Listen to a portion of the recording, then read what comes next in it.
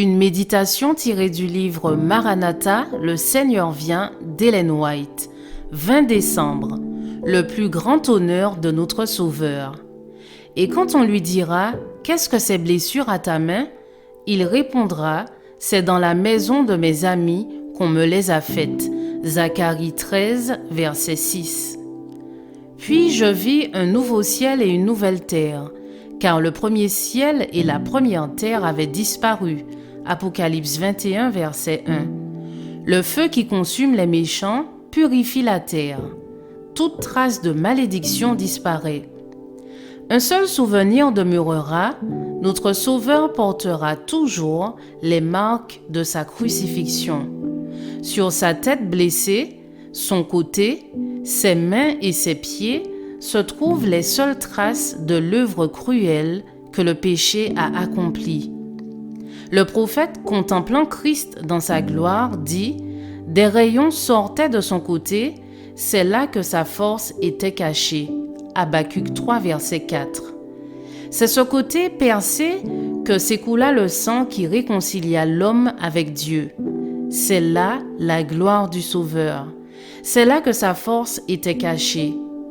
Et les signes de son humiliation sont son plus grand honneur. Pendant les siècles éternels, les meurtrissures du calvaire proclameront sa louange et déclareront sa puissance. La croix de Jésus-Christ sera la science et le chant des rachetés pendant toute l'éternité. En Christ glorifié, ils considéreront Christ crucifié.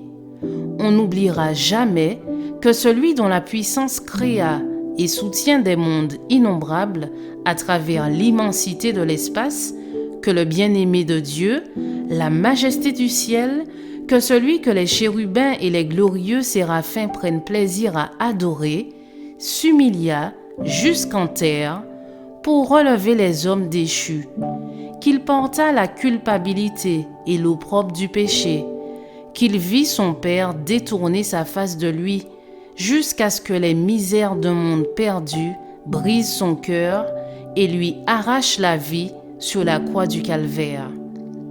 Cela provoquera toujours l'étonnement et l'admiration de l'univers, que le Créateur des mondes, l'arbitre de toutes les destinées, ait quitté une telle gloire, se soit humilié à un tel point par amour pour l'homme.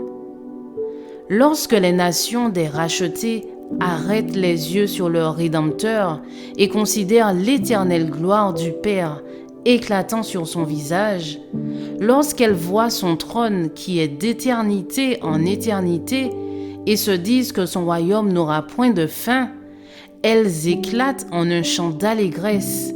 Digne, digne est l'agneau qui a été immolé et qui nous a rachetés à Dieu par son sang précieux. Je vous souhaite une excellente journée, que Dieu vous bénisse.